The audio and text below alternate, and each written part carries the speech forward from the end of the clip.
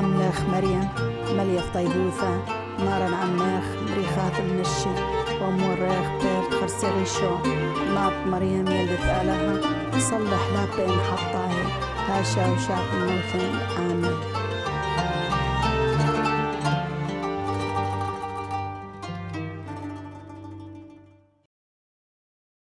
My name is Yousif Toma. I am Iraqi, born in 1949. I was a Dominican father, and since 15 months I am Bishop of Kirkuk and Suleymaniya in Iraq. I used to be teacher of theology and writer and publisher of magazines, but they asked me to be a bishop in this situation of Iraq, very difficult. So I think the Providence asked me to double my efforts. I thought when I'll become bishop, I will take some rest of working 17 hours per day, but I think God makes some time jokes with us when He invited us to carry a heavier cross.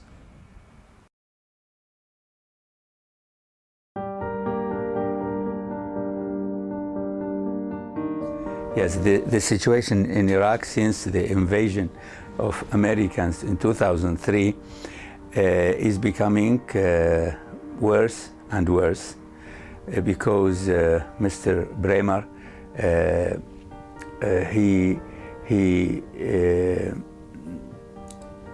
he destroyed the army, he destroyed the police, he gave the country to the looters and to the gangs. So those gangs, those looters, could in 10 years organize themselves and become a state.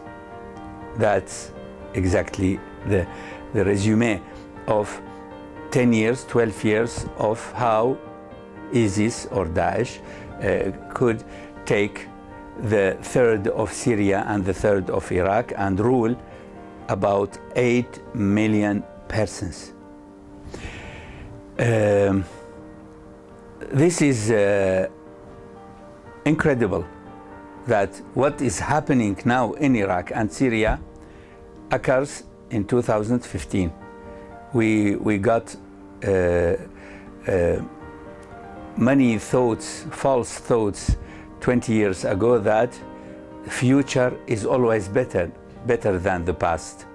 But what's now, what we are affording in Iraq, and I don't think in Western countries they are aware of the disease we have.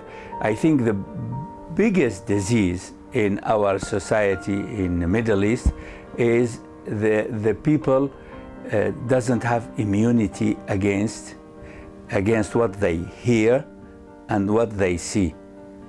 Everything becomes normal. Slaughtering people, cutting the heads of people, the first time shocked, but the third time becomes normal. And this makes me angry. We must not accept, even if the crime is repeated. Those people who came, those Daesh or ISIS or IS, all those are young. The average is between 20 and 25 years. You imagine those who want to change our world, to make another kind of society, to put the women under the veil and put them at home only making babies? This is very, very, very serious thing. We are involved in it, but we cannot afford this kind of mentality with what we have. We are now only trying to help those who need money, who need studying, who need clothes, food, but there is a big concern with mentalities in the world. Globalization is good, but now we have very bad globalization of violence. And this thing must be taught in universities, must be analyzed by the intelligent philosophers, those who try to find a way out of this hell we are inside. We are going to hell with those people who doesn't admit that other can be different with as sex, as man and woman, different as Christian or not Christian or Muslim, different as Yazidi. What happened to Yazidis is very, very bad. I have the number, I don't think many people knows that 2,800 women were kidnapped from Yazidi villages in Iraq and sold like slaves under the regime of ISIS. This is very serious. We don't think only our brothers Christians are under the persecution. No, every person who is persecuted is our brother. We must think of him. We must help those women, poor women. And I am very sad for them. Last week somebody fled from Daesh. He said, I saw 3 Daesh men raping a girl of 9 years. This is a big sin. This is a crime. This must be known by everybody in the world. This is a very bad thing. If we cannot say it and stop it, not only by throwing bombs, because the honor of humanity is dirty now with those who are making this kind of act. Humanity, all humanity is sinner, responsible of what's happening to those innocent children, innocent people, Yazidi or other.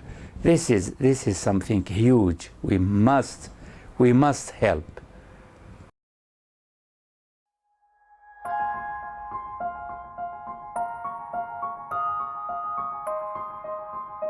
I think everybody can give us a teeny piece of like the old woman of the gospel. Everything can do something. God sees the will and not the quantity, and this is very important to remember it. Some journalists asked Mother Teresa, some says that you helped more than 7 million people. She said, no, when I help somebody, I forget everybody. My target is him only.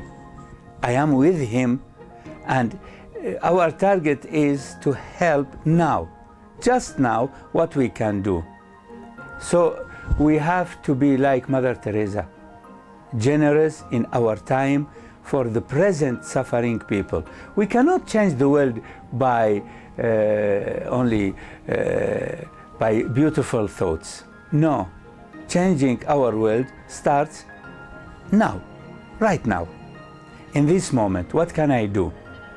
So I think if everybody thinks like that, the lobby of love will be greater.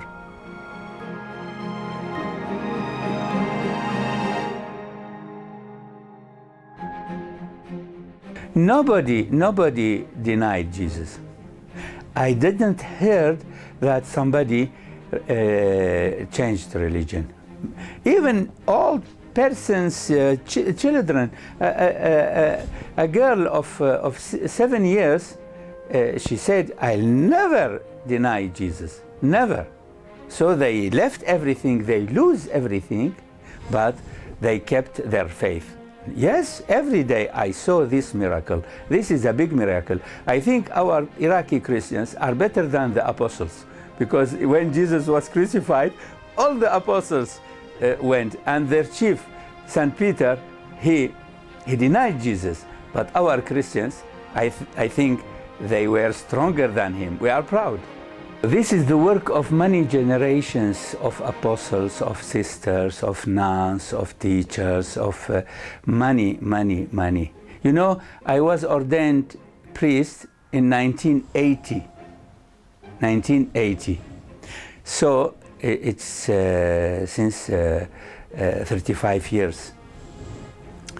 In my ordination, there were a very old woman. She came to my ordination and she wanted to kiss my hand, because we kissed the hand of the new ordained priest. And I recognized her. She was my teacher of catechism when I was a child. She forgot. So I said, no, please let me kiss your hand, because you were my teacher and because you gave me a good catechism, so I became a priest. Thank you. Oh, she was happy to see that her work gave fruit. She didn't know. We don't know what will be the fruit of our deed, our job. We don't know. Only God knows. So we have in Arabic a saying, he says, do good and throw it in the river. Don't look after. Don't ask if it will help. No. God will distribute your good things. So I think this give me very big consolation, even if the situation is very difficult. But we have many reasons to be consolated, to be happy, and to be happy in Christ. St. Paul says, be happy in Jesus, not for everything else.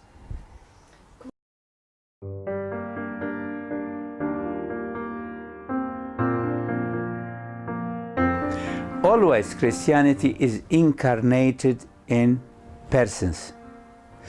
Jesus said, there will be a time they come from east and from west, and they sit on the table of the Son of God. I think another kind of Christians will rise. I hope that the seats are already prepared. Many persons are living an underground Christianity, catacomb Christianity. In our history of Rome, we couldn't imagine that Rome one day will come out of the tombs. We are like them. They waited 313 years to take Rome by faith. And it happened. The Supreme Pontiff was the name of the emperor who persecuted the Christians. It became the name of the Pope. So I think what Jesus said, the heavens and the earth can disappear, but my word never. So I believe in that Jesus will overcome. We are a church of martyrs. Our patriarch, his sultan, is red, because since the 4th century, our church didn't stop to give martyrs to the church, and we are proud.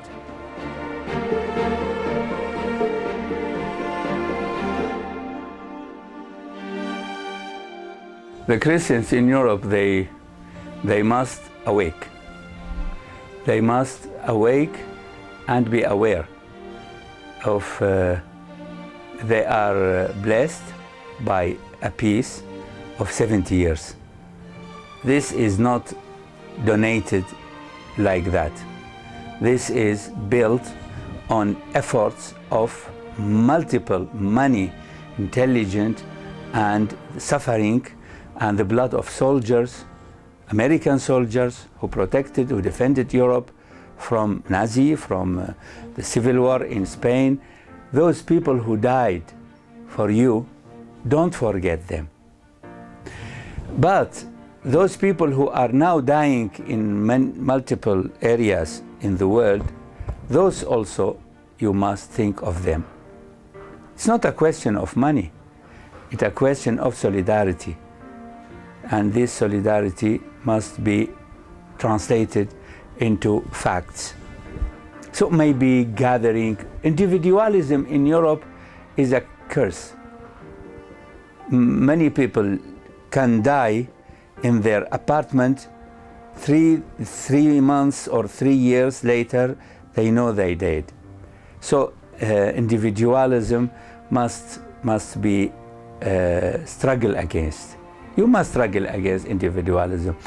Community is also difficult now, forming community.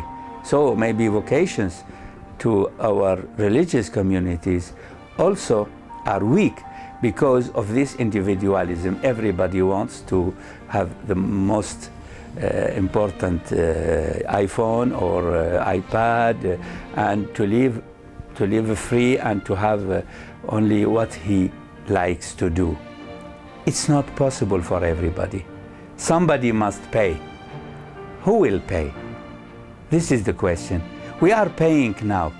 We are paying the ignorance, the illiteracy. We are paying for many things happened in those decades, last 5 decades. But I think if we form a group, Jesus formed disciples and he formed a group and he sent them to preach. Not only to preach God in the air, but to preach how to use and how to help the person, human person, the right of a human person. This is important.